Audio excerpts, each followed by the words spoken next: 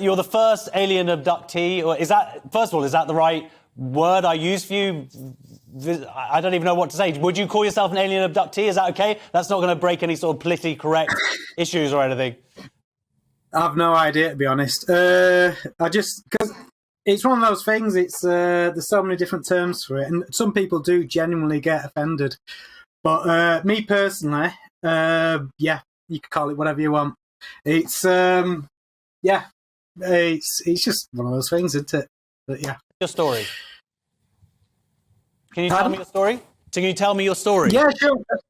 Yeah, since I was a toddler, I've just got a lot of memories of waking up in the night with just completely paralysed and seeing my room fill up with light, and immediately followed by seeing small creatures in my room. A few times I actually remember being lifted off my bed and through my bedroom window.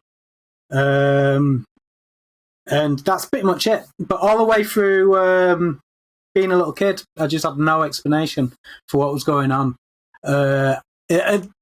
Till I was about 18, I didn't even believe in UFOs.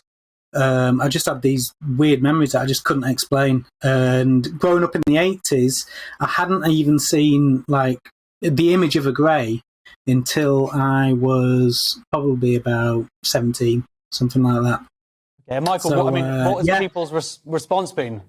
What have people been? Well, how the thing they is, I responded tend to to keep your it claim? I tend to keep it very private. I don't. Good luck with that now. It's one of the. Yeah, this is a problem. But no, I wrote a book about it a couple of years ago. So just try and get my story out there, because it's a lot easier to tell people your story when you don't have to do it face to face, because it is just so bizarre.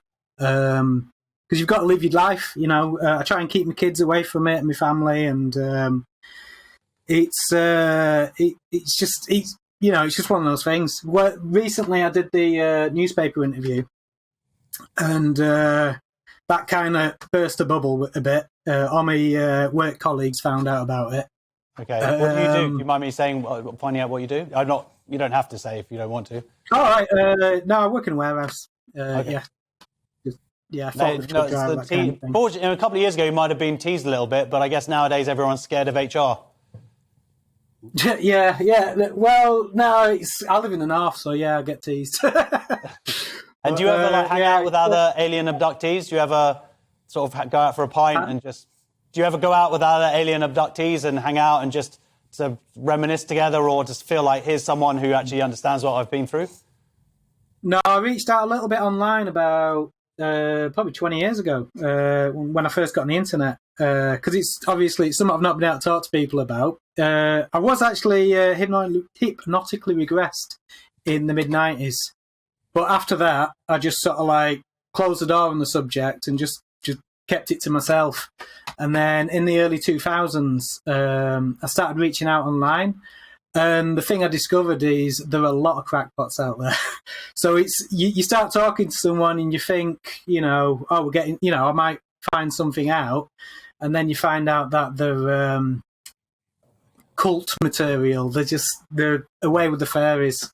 And when you watch things like X-Files or any of the films or whatever, do you ever watch it and go, are you sort of like, like how nurses and doctors, they watch ER or Casualty and they totally got that wrong. When you're watching kind of alien sci-fi movies, are you like, oh, that's so stupid, it wasn't like that at all? What did they look like? Yeah, actually, yeah. Yeah. One of the main things is how the Greys are portrayed themselves. The faces are a lot longer than they tend to be portrayed in the media. They tend to be quite squishy-faced, big heads, small chins, when actually their eyes are actually quite high up in the head. So, did they operate on a very angular chin.